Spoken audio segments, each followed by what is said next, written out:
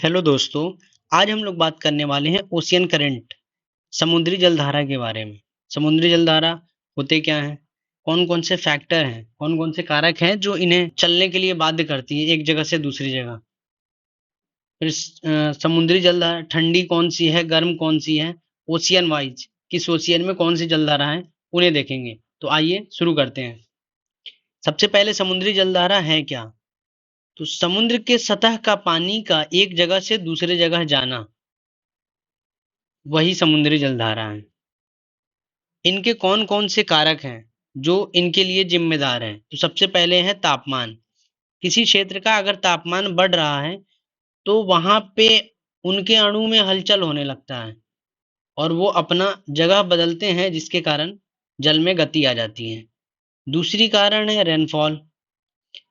वर्षा होगा तो उस क्षेत्र में पानी अधिक हो जाएगा, और जिस क्षेत्र में पानी कम होगा, अधिक पानी वाले क्षेत्र से कम पानी वाले क्षेत्र की तरफ जाने लगेगी। तीसरा है विंड, पवन। हवा से बहा के ले जाऊंगा योजना।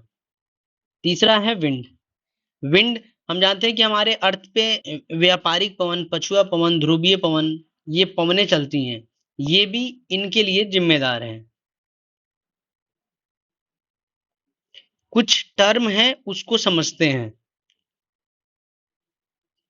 करंट, ये क्लियर है, ये सिंपल है। करंट, लेकिन कहीं पे आपको दिख जाएगा स्ट्रीम, और कहीं पे एक दिख जाएगा ड्रिफ्ट।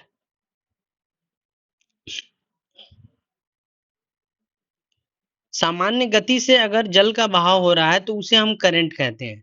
अगर उसकी अधिक स्पीड बढ़ जाती है, उसमें तीव्रता अधिक आ जाती है, तो उसे हम लोग स्ट्रीम कहते हैं। और जब उनमें गति कम रहता है ओशियन करंट में, तो उसे हम लोग ड्रिफ्ट कहते हैं।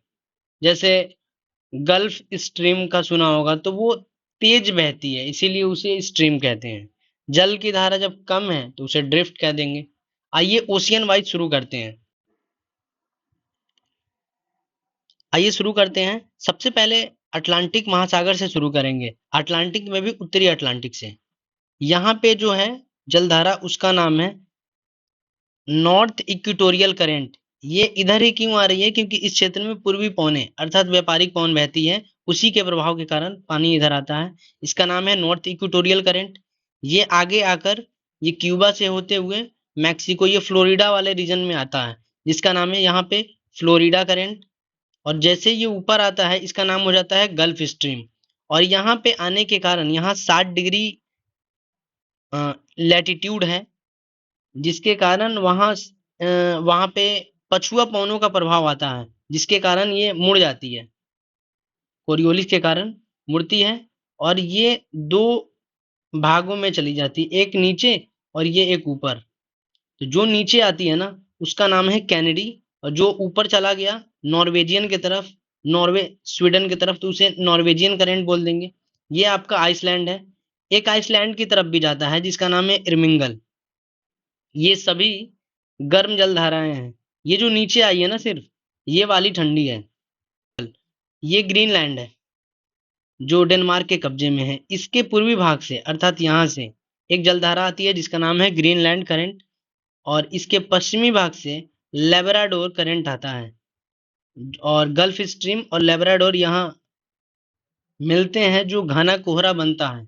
फिशिंग के लिए ये क्षेत्र बहुत ही महत्वपूर्ण होता है। दक्षिणी अटलांटिक में देखते हैं, सेम उसी तरह यहाँ साउथ इक्वेटोरियल करंट रहेगा। ये आपका ब्राजील है, तो यहाँ ब्राजीलियन करंट बोल देंगे। और यहाँ पछुआ पवन के प्रभाव के कारण ये आएगी इधर, और फिर अफ्रीका के तरफ चली जाएगी। तो अफ्रीका पे जो तट, पश्चिमी तट पे जो विंड बहती है ना, उसका नाम है बेंगुला। यहाँ ये बेंगुला कहलाता है। तो ब्राजीलियन गर्म है, और जो बेंगुला है वो ठंडी जलधारा है। ये अटलांटिक का क्लियर है। एक यहाँ पे ये फॉकलैंड आइलैंड है, फॉकलैंड जो यूके के कब्जे में है। यहाँ पे एक जलधारा बहती है जिसका नाम है फॉकलैंड करंट। अब प्रशांत महासागर में देखते हैं, इस क्षेत्र में आ रहा है नॉर्थ इक्वेटोरियल करंट, फिर ये इधर आके ऊपर जाती है, जो ऊपर जाती है उसका नाम है क्यूरोसियो जलधारा। जापान के पास जाके फिर विंड पछुआ पवन के प्रभाव में आके ये मुड़ जाती है, इसका नाम है क्यूरोसियो। फिर मुड़ गई और ये मुड़ने के बाद उसके सामने उधर है यूएस, तो यूएस से वो जाकर टकराती है, अर्थात यहाँ पे वो आके टकराती हैं और वो दो भाग में बढ़ जाती हैं। एक ऊपर जाती है जो अलास्का है, गर्म जलधारा है, और एक नीचे आती है कैलिफोर्निया जलधारा, जो ठंडी जलधारा है।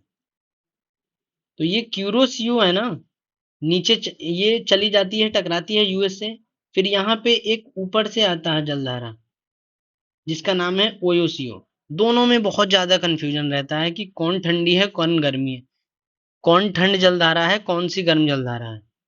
तो यहाँ ओयोसियो, ओ ये तो ठंडी है, सिंपल याद करने का ट्रिक यही है। तो यहाँ ओ ठंडी है और क्यूरोसियो ये गर्म जलधारा है। अब दक्षिणी प्रशांत महासागर में,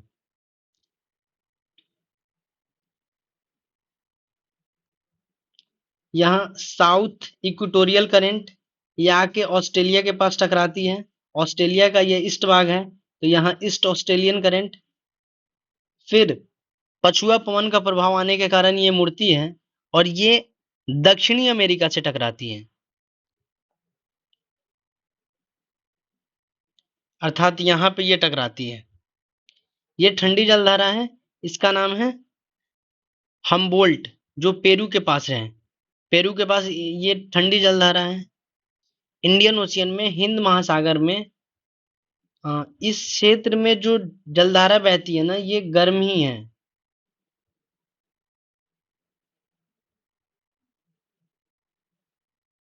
हिंद महासागर में दो जलधारा देखनी है, एक यहाँ है, इसका नाम है एगुलहास, और एक इधर मेडागास्कर।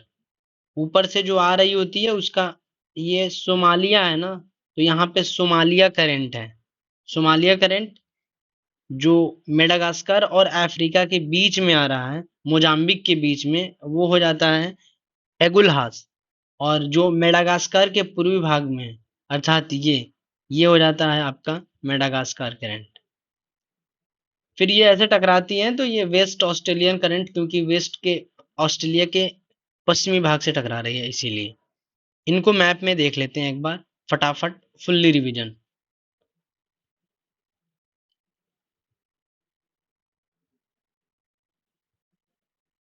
सबसे पहले हमने देखा ये इक्वेटोरियल करंट, यहाँ इक्वेटोरियल करंट है। ये है फ्लोरिडा, तो फ्लोरिडा करंट, ये गल्फ स्ट्रीम। फिर ये टकराई तो दो भागों में बटी, एक कैनेडी जो ठंडी है, ऊपर गई नॉर्वेजियन जो गर्म है। यहाँ एक लिखा हुआ नहीं है, इरमिंगल है यहाँ आइसलैंड के पास। फिर ये ग्रीनलैंड और ये Labrador. North Atlantic ocean clear, south में देखते हैं, साउथ इक्वेटोरियल करंट है। फिर ब्राजील के पास ब्राजीलियन करंट पश्चिमा पवन के प्रभाव के कारण मुड़ती है, और ऑस्ट अफ्रीका के पश्चिमी भाग में ये बैंगुला पाया जाता है।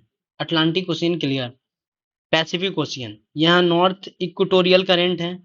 फिर ये टकराने के बाद ऊपर जाती है, ये है क्यूरोसियो जो एक गर्म जलधारा है। फिर ये मुड़ जाती है और ये यहाँ पे आके टकराती है।